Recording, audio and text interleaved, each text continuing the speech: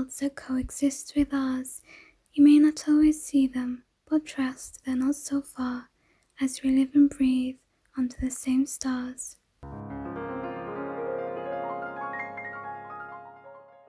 Hello everyone and welcome back to another video. Welcome if you're new.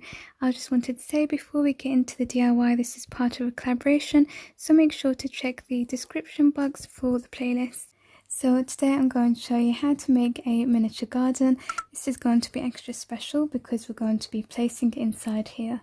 So this is like one of those shabby chic suitcases that you can store things in, and they usually come in threes. You're going to begin by lining this, so you want to do that with something that's waterproof. Once you've done that, you're going to take your soil. I'm just using regular potting soil, and you're going to place that inside.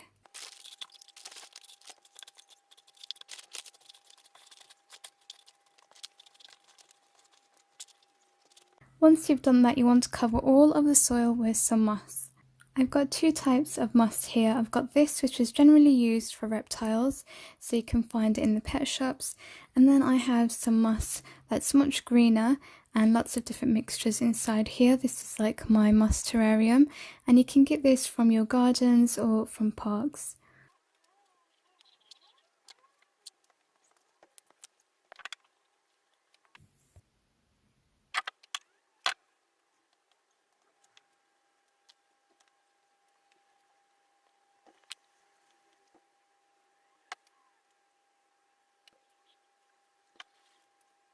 What's great about growing your own terrariums, if you've got them from the park or your garden, is that you'll see all of these other little plants sprouting through, which really adds a nice extra detail.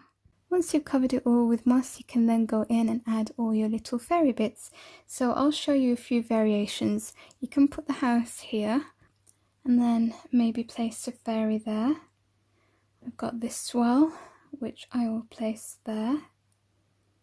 And then a little chair and table. So you can go for something like this, like the typical sweet fairy world, and I usually do go with that, but today I kind of wanted to change it up a little bit, so I'm going to go for a more basic, mature look. So I'm going to start off with this footpath.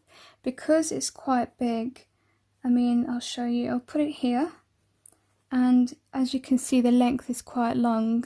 Comes all the way to here, so I'm going to have to put this house on top and try to camouflage that little bit here with some moss.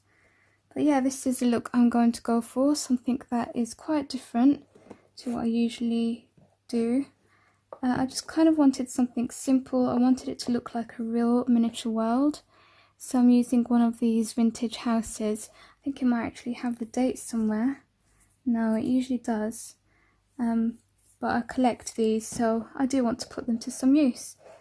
So I'm going to start moving some of that moss around, just so we can camouflage the house a little bit.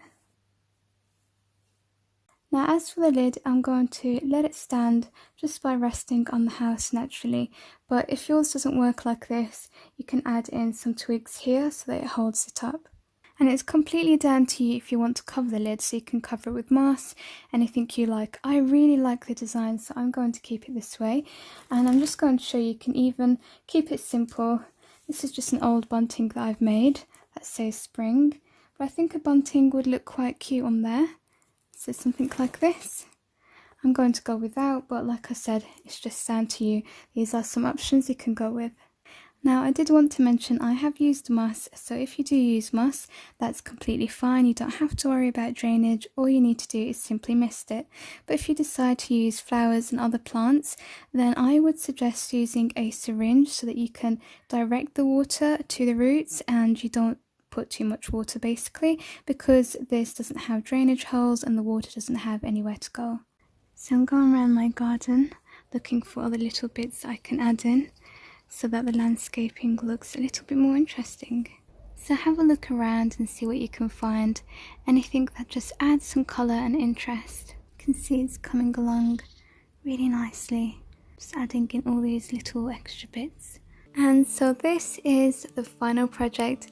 I really think it's so cute. I just want to shrink myself and live there. This is a really great project for Mother's Day. I know Mother's Day is around the corner. We've already had ours in the UK. As usual, I hope that this tutorial has been beneficial and that you've enjoyed it, and hopefully you can recreate this. Please don't forget to leave me a thumbs up and a comment, and subscribe if you haven't already. I'll also leave a link to my playlist with lots of other Mother's Day inspiration and DIYs. Thank you so much for watching. Take care of yourselves, have a great day, and I'll catch you in the next video. Bye! I would suggest using a syringe so that you can direct the water to the roots, and that way you don't overwater, because of course, sorry about that, my cat just decided to walk on the screen.